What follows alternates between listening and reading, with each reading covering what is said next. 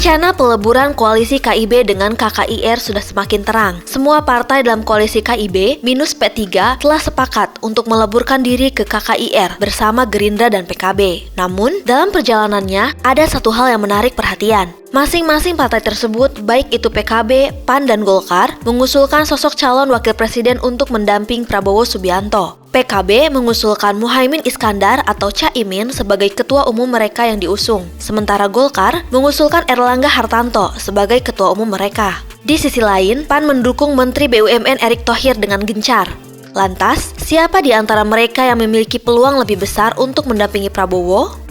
Adi Prayitno, Direktur Eksekutif Parameter Politik, menyebutkan ketiga sosok tersebut memiliki peluang yang sama. Menurutnya, baik sosok yang diusung PKB, Golkar, maupun PAN memiliki kelebihan dan kekurangan masing-masing. Saya kira baik Erlangga, Caimin, atau Erick Thohir peluang mereka untuk mendampingi Prabowo sama. Ketiganya memiliki kelebihan dan kekurangan yang melekat pada diri mereka.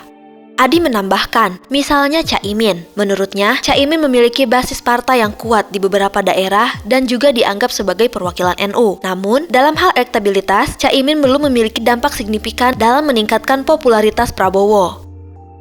Caimin adalah ketua umum PKB, dan PKB adalah partai yang pertama kali menyatakan bergabung dengan Prabowo. Hal itu patut dipertimbangkan oleh Prabowo. PKB juga dianggap memiliki basis konstituen yang solid, terutama di Jawa Timur dan Jawa Tengah, dan mampu mengkonsolidasi basis NU. Selain itu, PKB juga menonjolkan identitas Islamnya. Namun, dalam hal elektabilitas sebagai calon wakil presiden, Caimin belum muncul secara signifikan untuk mendongkrak Prabowo.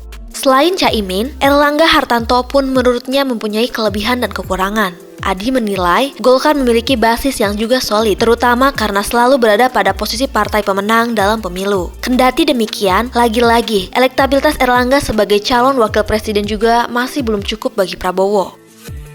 Erlangga sebagai perwakilan Golkar menduduki posisi kedua dalam pemilihan legislatif tahun 2019.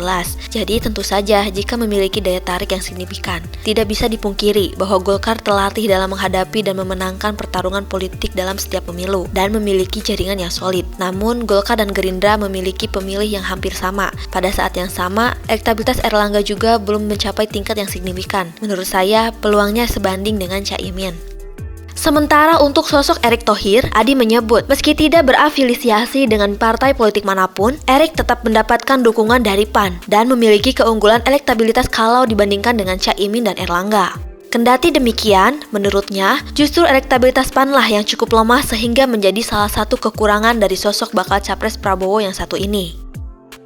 Dari segi partai politik, elektabilitas Erick Thohir lebih rendah daripada PKB dan Golkar. Namun belakangan ini, elektabilitas Erick Thohir mulai meningkat secara signifikan melebihi Caimin dan Erlangga. Tetapi perbedaannya tidak terlalu besar. Hal ini juga menjadi pertimbangan bagi Prabowo jika memilih Erick Thohir. Erick Thohir juga dianggap memiliki dukungan logistik yang memadai.